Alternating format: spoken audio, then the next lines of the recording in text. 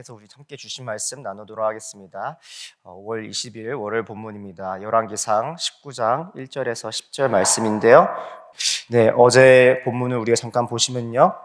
엘리야가 이제 아합 왕과 대결을 벌이는데 특별히 850명의 선지자들과 함께 대결을 벌이는 것을 볼 수가 있습니다. 제가 토요일날 새벽기도 설교 때 잠깐 언급을 했었는데요. 특별히 그 대결 내용이 이제 제단에 소 한 마리씩 각각의 제단에 나무에 올려서 이제 예배를 드리고 제사를 드린 이후에 먼저 불로 임하는 신이 참된 신이다라는 것을 판결하자라는 어떤 대결의 내용이었습니다.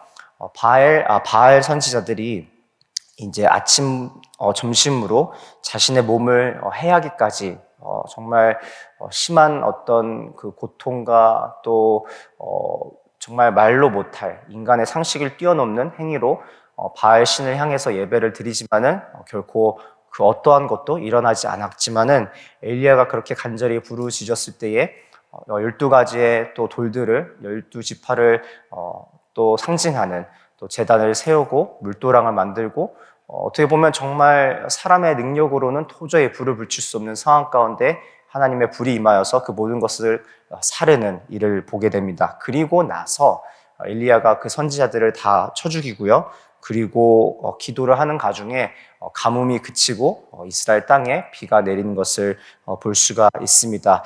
어떻게 보면은 지금 어제 본문을 유심히 살펴봐야 될 것이 이스라엘 백성들이 18장 39절에 이 일을 보고 나서 엎드려 말하되 여호와 그는 하나님이시도라라는 고백을 하게 돼요. 그러니까 수많은 사람들이 그가 가운데에 증인이 되었고 정말 누가 유일한 살아계신 하나님인지 드러나는 오직 여호와 하나님만이 모든 예배의 대상이고 이스라엘의 하나님이신지 선포되어지는 영광스러운 은혜의 자리임에도 불구하고 오늘 본문을 보시면은 1절과 2절에 아합과 엘리야 사실상 이 모든 이스라엘의 타락과 우상숭배에 정말 큰 지대한 영향을 끼쳤던 두 인물은 변하지 않는 것을 보게 됩니다. 엘리야는 정말 어렵게 자신의 생명을 내려놓고 그 오바댜의 어떤 걱정이 정말 자신의 그런 목숨이 유지가 되지 못할 정도로 왕을 또 왕족을 특별히 한 나라의 지도자를 대하여서 직언을 한다거나 정말 그들이 하나는 어떤 정책에 대해서 반하여서 무엇인가를 결정하고 뭔가 그런 방향성을 제안할 때에 위험성이 따른다는 것을 알고 있었어요. 근데 지금 문제는 무엇이냐? 아합과 이세벨이 불러온 모든 선지자를 쳐 죽이고 나서 이제는 그 주된 어떤 원인이 되었던 이세벨이 엘리야에게 경고성의 메시지이자 다짐을 하는데요.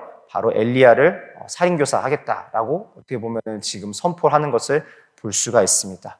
정말 하나님의 큰 영광이 임했고 어떻게 보면 그 누가 보더라도 이것은 부정할 수 없는 하나님의 살아계신 증거이고 그 은혜 가운데에 어떻게 보면 당연히 더 좋은 모습으로 더 좋은 열매로 더 좋은 상황으로 변화되는 게 맞지 않을까. 어떻게 보면 정말 우리 삶 가운데 여러 가지 그 기대가 이런 어떤 극적인 장면은 나타나지 않을지라도 우리가 살면서 성도로서 또 원하고 기대하는 바들이 우리의 삶 가운데, 가정에, 직장 가운데 있을 거라고 생각이 듭니다. 무언가 공동체 가운데에 부흥회를 갖고 나서는 아니면 우리가 올 초에 또 귀한 또 강사 목사님 하나님께서 보내주셔서 창립기념 집회를 하고 난 이후의 모습에서는 모교 예배 같이 저희가 요즘 최근에 정말 뜨거운 그 은혜의 자리를 사모하며 경험하고 있는데 모교 예배를 드리고 난 이후의 모습에서는 아니면은 뭐 큐티 집회나 아니면 어떤 훈련을 마치고 나서의 이후의 모습 아니면 또 이후에 또 다른 어떤 삶 가운데에 좋은 소식이 들려오지만은 그럼에도 불구하고 우리가 원하고 기대하는 바와 반대로 정말 진행되는 상황 가운데 우리는 사람의 어떤 그 시선과 마음의 감정에서 실망하고 낙담하고 지치는 순간들이 찾아오게 된다는 것이에요.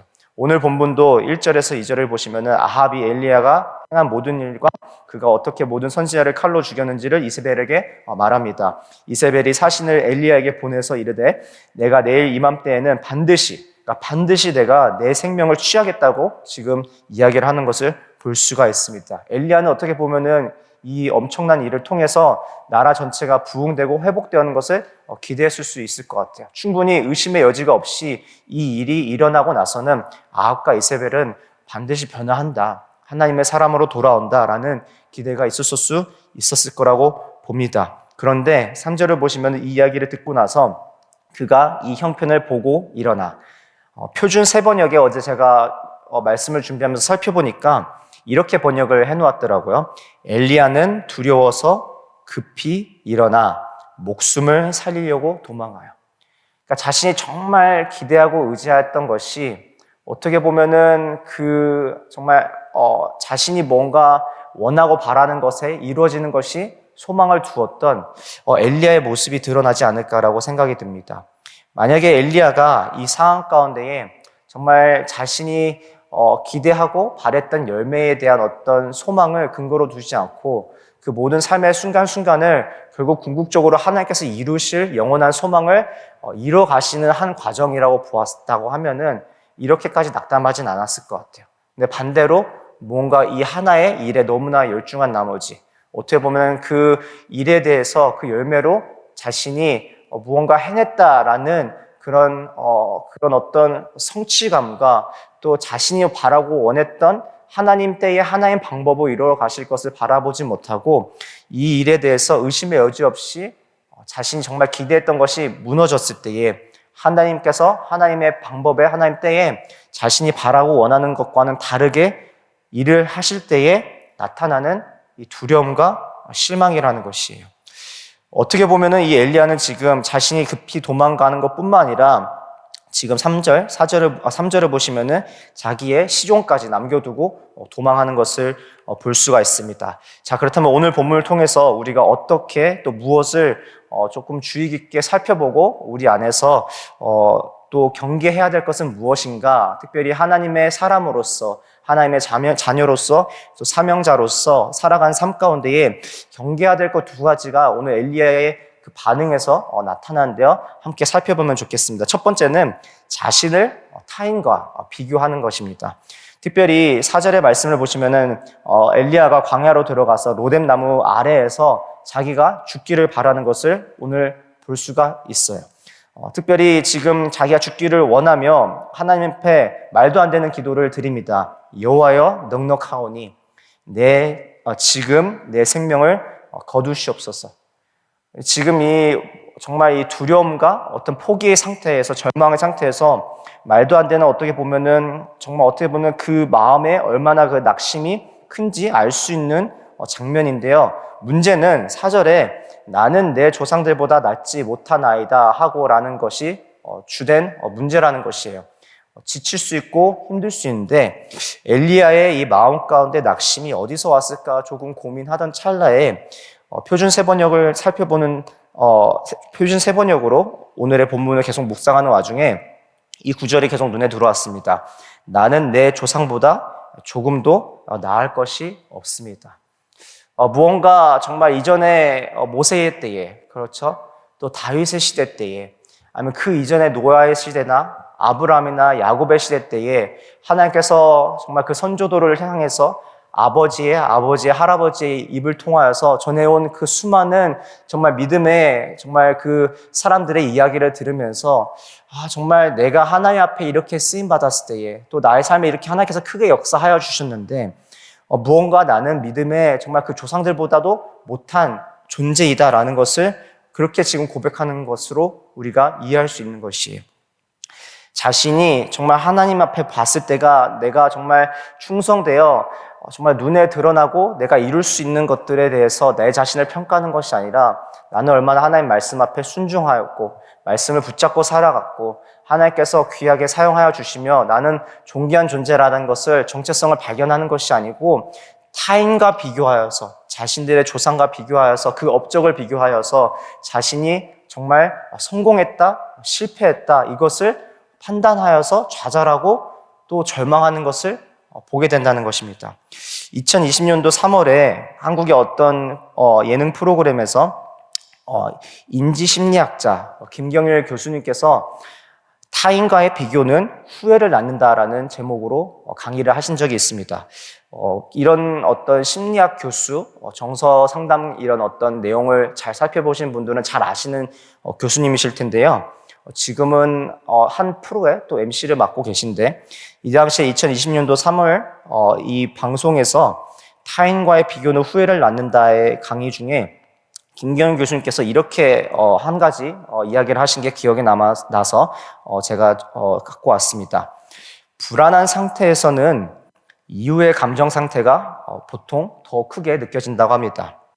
특별히 후회는 비교가 만들어내는 것이라고 하는데, 타인과의 비교를 하며 삶의 방향성을 결정 지을 때에 사람들이 흔히 놓치기 쉬운 것들이 있는데, 그것이 바로 그들의 삶 가운데 가장 소중히 여겨야 된다는 것들이라 합니다. 자, 다시 정리를 해드리면요.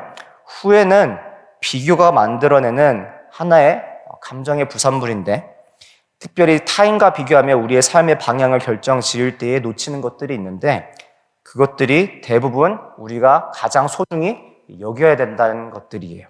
지금 엘리야는 자신의 모습을 어떻게 보면 자신의 사역의 어떤 성공의 그 기준이 정말 자신들의 조상과의 업적과 비교하여서, 아니면은 자신이 기대했던 어떤 기대치에 부합되고 부합되지 못함을 통하여서 좌절하고 낭망하는 것을 볼 수가 있습니다. 하나님께서 850명의 선지자들을 무너뜨리게 하시고, 바알이 아닌 여호와 하나님께서 참된 하나님이심을 증거하시고, 백성들의 입술을 통하여서 정말 누가 참된 주인이신지 드러나게 하셨지만은, 정작 자신이 정말 기대했던 아합과 이세벨이 변하지 않냐고, 오히려 자신의 생명을 더욱더 위험에 빠뜨리는 이 상황 가운데에 좌절하고 낭망하고, 어떻게 보면 자신이 하나님의 사명자로서 나아갔던 것이 후회되고 또 자신의 모습 가운데에 낭망하는 것을 볼 수가 있습니다. 그런데 이 과정 가운데에 만약에 우리가 우리 자신을 누군가와 비교했을 때, 아니면은 우리 자신이 누군가 다른 사람들과 비교당했을 때에 우리도 모르게 우리 안에 찾아오는 낭만과 낙심과 후회는 종국에는 결국 우리가 정말 가장 소중히 여겨야 되는 것들을 놓치게 되고, 그것이 바로 하나님과의 관계이고, 하나님께서 부어주신 사명이고, 하나님께서 우리에게 주셨던 은혜의 말씀들이라는 것을 기억하시기 원합니다. 특별히 엘리야에게 하나님께서 이 삶에, 엘리야의 삶을 제가 지난 수요일에도 언급했지만은, 엘리야의 삶과 또 다른 선지자들의 삶을 비교했을 때에 다른 선지자들은 비록 잘 알려지지 않더라도 성경책에 기록된 언약 예언서들이 있음에도 불구하고 엘리야, 엘리사는 그들이 정말 위대한 선지자임을 의심의 여지가 없지만은 성경책에 남아있지 아니함은 이 이야기를 통해서 하나님의 말씀이 어떻게 삶 가운데 성취가 되고 말씀이 삶이 되는 모습이 어떤 것인지 보여주기 위한 어떻게 보면 하나님의 또 다른 은혜라는 것을 제가 나눈 적이 있어요. 이 엘리야의 삶이 하나님 말씀으로부터 시작되었고 하나님 말씀이 이루어져가는 것을 보고 하나님 말씀의 능력으로 살아감에도 불구하고 순간순간 찾아오는 이 어려움과 또 절망 가운데에 엘리야가 또 포기하고 또 넘어지는 것을 볼 수 있지만은, 그 가운데 우리가 오늘 이 장면을 통해서 기억하기 원하는 것은 함께 하시는 하나님, 어떻게 보면 사람의 어떤 시선을 넘어서서 온전히 제가 오늘 아침에 급하게 이 찬양을 바꾸게 된 것도 우리의 시선이 정말 상황이 있지 않냐고, 어떤 삶이 진행되는 그런 드러나는 어떤 증거들이 있지 않냐고, 하나님의 말씀을 증거 삼아, 하나님의 말씀을 소망 삼아, 하나님의 말씀을 능력 삼아 살아가는 저와 여러분 되기를 주님의 이름으로 축원드립니다. 특별히 히브리서 12장 2절을 보시면 우리가 잘 아는 내용이 있죠. 바로 믿음의 주요 또 온전케 하시는 이인 예수님을 어떻게 하자? 바라보자. 눈에 보이는 어떤 상황이나 현상을 우리가 쫓는 것이 아니라 또 우리가 기대했던 어떤 일의 열매나 성취에 대해서 우리가 소망을 갖는 것이 아니라, 그것이 때로는 가정이 될 수 있고 사역이 될 수 있고 직장이 될 수 있고 건강이 될 수 있고 재물이 될 수 있지만은, 그것을 떠나서 정말 하나님의 온전한 그 자리 가운데 계시는 그곳을 향하여서 우리의 시선이 고정되어서 그 어떤 상황 가운데서도 우리가 그것을 우리 삶의 정말 기쁘고 슬픔의 어떤 근거가 아니라 늘 항상 하나님 말씀에 거하는 자들은 결코 빼앗기지 않을 기쁨과 평안 가운데에 채워져서 살아가게 될 줄 믿습니다. 더 정말 감사한 거는 히브리서 12장 3절에 또 이렇게 고백을 하는데요.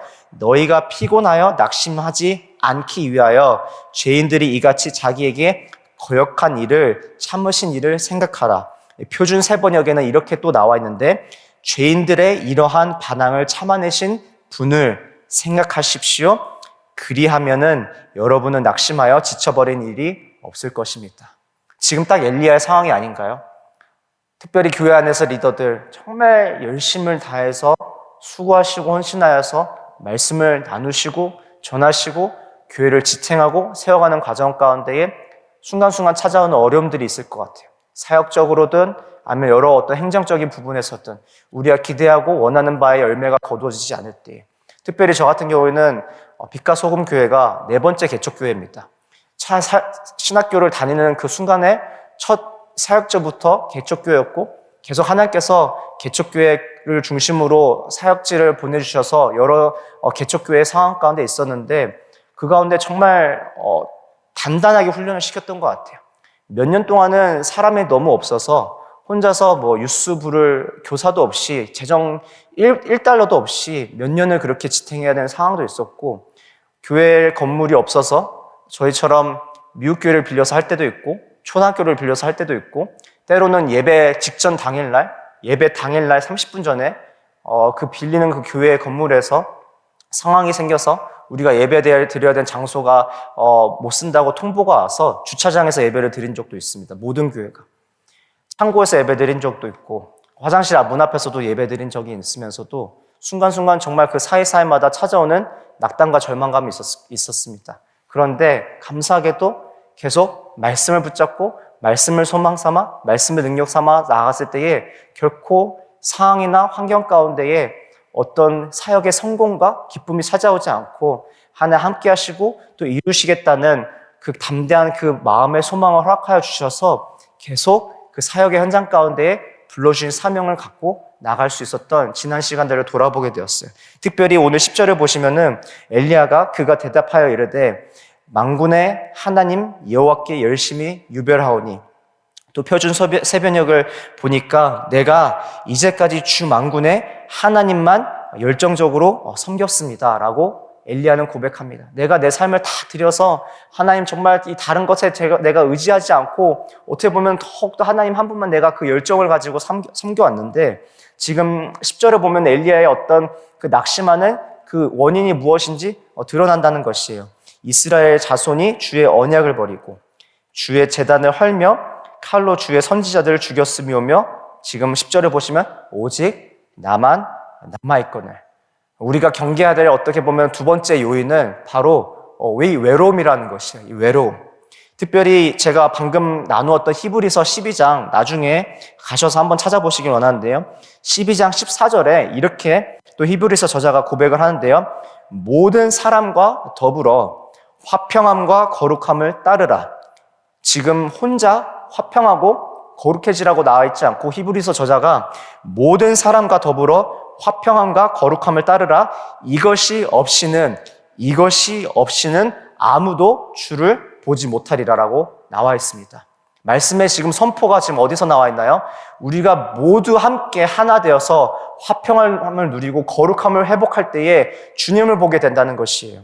지금 보면은 엘리야는 아마 이제 내일 본문에 그리고 이후의 본문에 또 우리가 또 지금 오늘 본문보다 더 큰 감동의 이야기를 특별히 내일 화요일 본문을 통해서 우리가 보게 될 텐데 하나님께서 지금 예비해 두신 지금 공동체와 사람들을 엘리야는 아직 만나지 못했어요. 누리지 못하고 그 동역자들과 그 하나님께서 지금 자신을 위하여서 준비시켜 주시는 일꾼들을 발견하지 못하는 지금 그 현상 가운데 상황 가운데에 외로움에 사로잡혀서 지금 흔들리는 모습을 볼 수가 있습니다. 반대로 우리가 어떻게 이 요소들을 극복해 나가냐. 지금 오늘 보시면은 하나님께서 천사를 보내주시고 또 그 필요한 모든 것들을 공급하여 주시고 특별히 하나님께서 엘리야로 하여금 마땅히 가야 될 길을 갈 수 있도록 단순히 어떻게 보면 두루뭉실한 어떤 격려가 아니라 구체적으로 그 삶의 인생에 필요한 것들을 공급해 주시는 것을 볼 수가 있다는 것이에요. 하나님 맞습니다. 우리 삶 가운데에 그렇게 우리 삶에, 우리 가정에, 또 직장의 공동체에 그렇게 두루뭉실하게 잘 될 거야 라고 말씀하시는 분이 아니라 반드시 우리 교회가 필요한 것, 나의 삶이 정말 간절히 정말 의지해야 될 것, 그리고 우리 가정이 마땅히 정말 구해야 될 그 모든 것들을 아시며 반드시 그 하나님의 아름다운 때에 정말 놀라운 방법으로 하나님의 그 시간에 공급해 주시고 채우시고 보여주실 것을 저는 믿습니다. 그렇게 여러분들도 함께 고백하시면서요, 특별히 엘리야의 이렇게 삶 가운데 찾아와 주셔서 어루만져 주시고 동행하여 주시고 격려하여 주시고 회복시켜 주셨던 그 하나님의 은혜가 우리 오늘 아침에 이 삶에 그리고 우리 평생의 삶 가운데에 넉넉히 충만하게 채우시기를 다시 한번 주님의 이름으로 축원드립니다. 우리 함께 같이 기도하며 나가도록 하겠습니다. 특별히 우리가 삶 가운데에 우리의 삶의 어떤 그 기준이 타인에게 있지 아니하고 보여지는 상황과 환경 가운데서 발견되지 않기를 원합니다. 그런데 굉장히 어려운 것 같아요. 저도 정말 저도 모르게 제 자신을 비교하거나 아니면 정말 다른 사람들을 다른 타인들과 비교하거나 아니면은 어떤 가정에서나 사역 가운데서 드러나는 열매들을 가지고 정말 성공했다, 실패했다, 아니면은 정말 하나님의 어떤 일하심에 대해서 때로는 정말 의심이 되고 흔들 때가 너무나 많은 것을 보게 됩니다. 그럴 때마다 찾아와 주셔서 그렇게 흔들리는 저의 믿음을 붙잡아 주시고 정말 구체적으로 어떻게 보면 더 정말 제가 가야 될 그 길 가운데에 주위에 우리의 사람들을 통하여서 믿음의 동역자를 통하여서 때로는 하나님께서 정말 물질이나 아니면은 동역자를 보내주심으로써 또 하나님께서 그 모든 상황들 가운데서 정말 생각지도 못한 방법으로 일을 하심을 통하여서 그렇게 정말 제가 마땅히 가야 될 그 사명의 길로 달려갈 수 있도록 인도하신 하나님의 은혜를 경험하게 됩니다. 특별히 그 은혜가 저와 여러분들 모두에게 이 삶의 평생토록 정말 넘치게 부어주시기를 간절히 우리가 함께 구하기를 원하고요. 두 번째로는 우리가 외로움 가운데 방황하지 아니하도록 우리가 정말 우리의 시선이 사람의 어떤 그 생각과 뜻에 머물러서 흔들리지 아니하고 정말 하나님께서 보내주시고 함께 하시고 특별히 하나님 한 분만으로 만족해하는 귀한 놀라운 은혜의 삶 될 수 있도록 하나님 역사하여 주시옵소서. 그렇게 우리가 함께 같이 고백하며 같이 의지하며 오늘 말씀을 기억하면서요, 우리 한번 주님의 이름 한번 부르고 기도의 자리로 나아가기 원합니다. 함께 같이 기도하시겠습니다.